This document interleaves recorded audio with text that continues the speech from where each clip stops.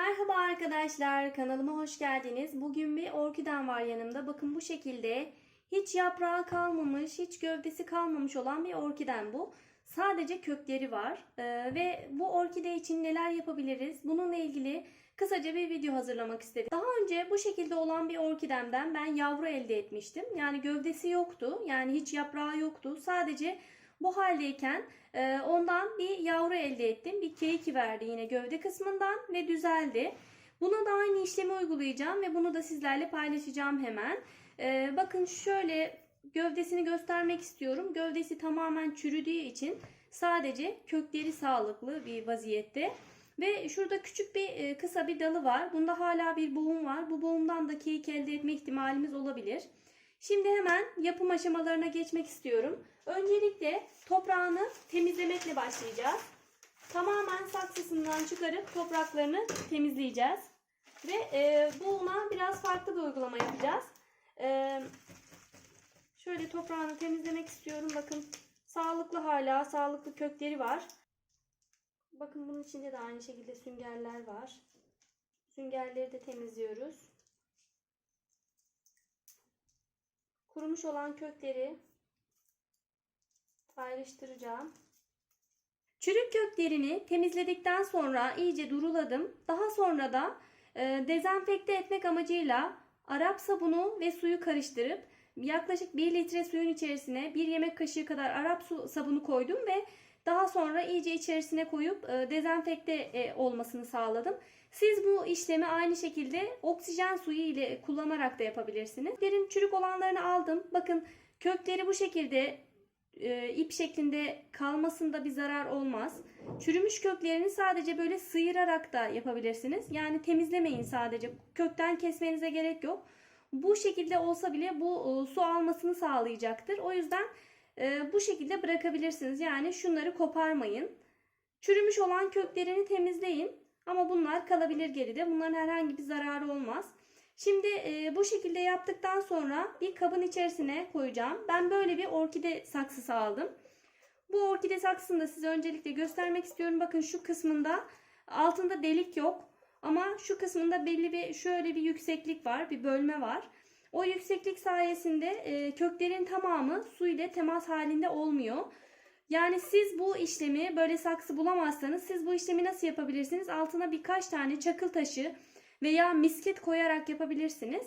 Yani alt kısmını biraz yükseltirseniz kökler tamamen suya temas etmez ve köklerde çok fazla çürüme olmaz.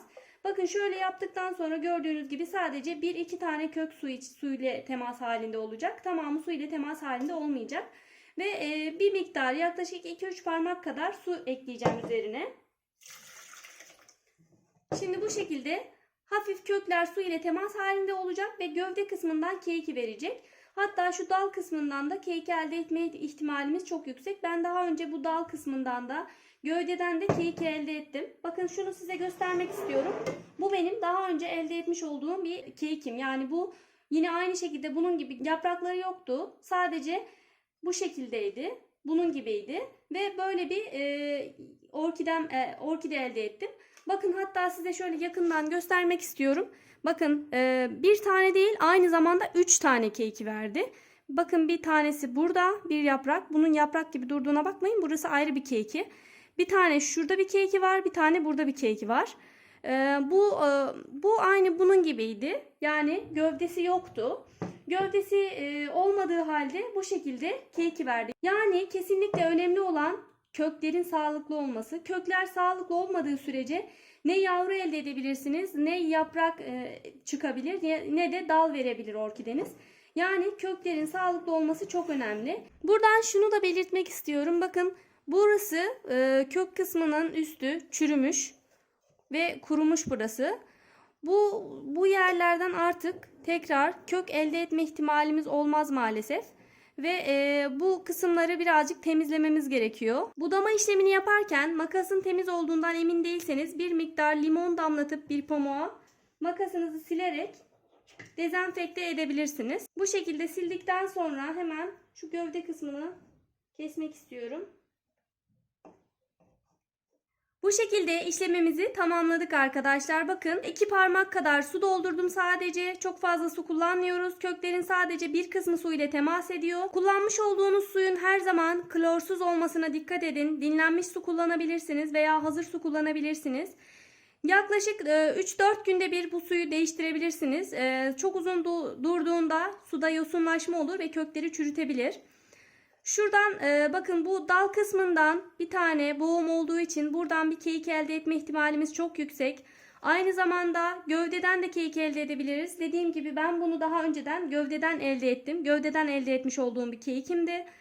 Bunda da aynı işlemi yaptım ve eminim bunda da çok iyi sonuç alacağız. Sizin de bu şekilde orkideniz varsa, yani orkidenizin yaprakları dökülmüşse, sadece kökleri kalmışsa, bu işlemi yaparak siz de orkidenizden yavru orkide elde edebilirsiniz. Yani keyik elde edebilirsiniz. Yapımı gerçekten çok basit ve emin olun çok iyi sonuç alacaksınız. Bugünlük de anlatacaklarım bu kadardı. Umarım sizler için faydalı bir video olmuştur. Kanalıma abone olup bildirimleri açarak yeni videolardan haberdar olabilirsiniz. Ayrıca Beril'in Hünerleri Geri Dönüşüm kanalıma da abone olarak bana destek olabilirsiniz. Herhangi bir sorunuz olduğunda yorumlara yazabilirsiniz. Elimden geldiği kadar tüm yorumlara cevap vermeye çalışıyorum. Ayrıca Beril'in Hünerleri Instagram hesabımdan da bana ulaşabilirsiniz. Oradan da soru ve görüşlerinizi iletebilirsiniz. Hepinize sağlıklı, mutlu, güzel günler diliyorum. Sağlıcakla kalın.